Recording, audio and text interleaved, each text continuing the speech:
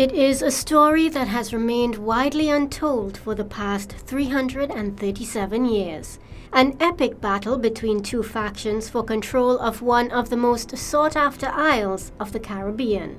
A project nearly 20 years in the making, Tobago 1677 recounts one of the bloodiest battles in history, an act of retribution by the French fought along the coast of our sister isle.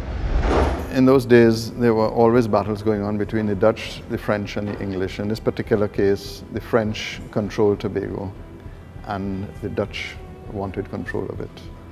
And it was not very well fortified, and the Dutch were able to take Tobago quite easily. And that irritated the French. So the French sent a fleet to displace the Dutch. And what turned out to be one of the greatest battles in naval warfare at that point in time took place. For 10 days in 1677, Tobago became Europe's most ardently fought-for battleground. The 90-minute docudrama recounts the battle from the view of the lone Dutch survivor and intertwines history with the current exploration. Spearheaded by Kevin Kenny, Vice President of the Trinidad Hotels, Restaurants and Tourism Association and Oceans Discovery, Tobago 1677 is an attempt to resurrect this lost piece of history and preserve the remnants entombed beneath the ocean. The people of Trinidad and Tobago do not have an appreciation for our past, and we are seeing it destroyed before our very eyes. All of these are a part of our history and a part of who we are. And we cannot afford to lose them.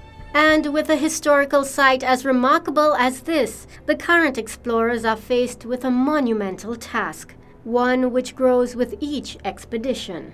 There are at least 20 known wrecks down there. During the survey, we discovered 3 new ones that we didn't even know. We haven't dove on them, so we don't know what they are.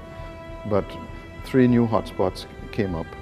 We estimate that there are over 1 million artifacts. 1 million artifacts down there. And there's no question we're not going to pick up 1 million artifacts. So it has to be very selective.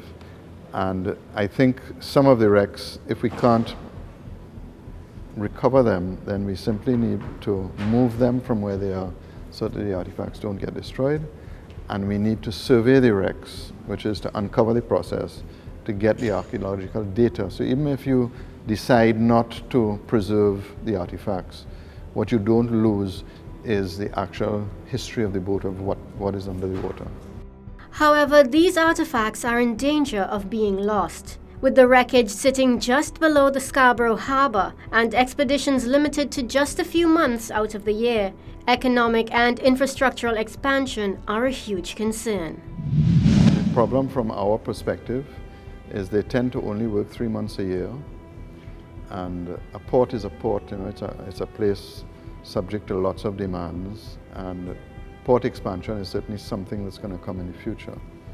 Based on the current work process, those wrecks that are currently in the way of ships are going to find themselves in trouble. So we would like to see the progress accelerated.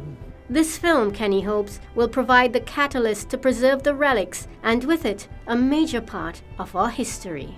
So I hope out of the film we're going to get a sense of pride and maybe put some pressure on the politicians to preserve our heritage.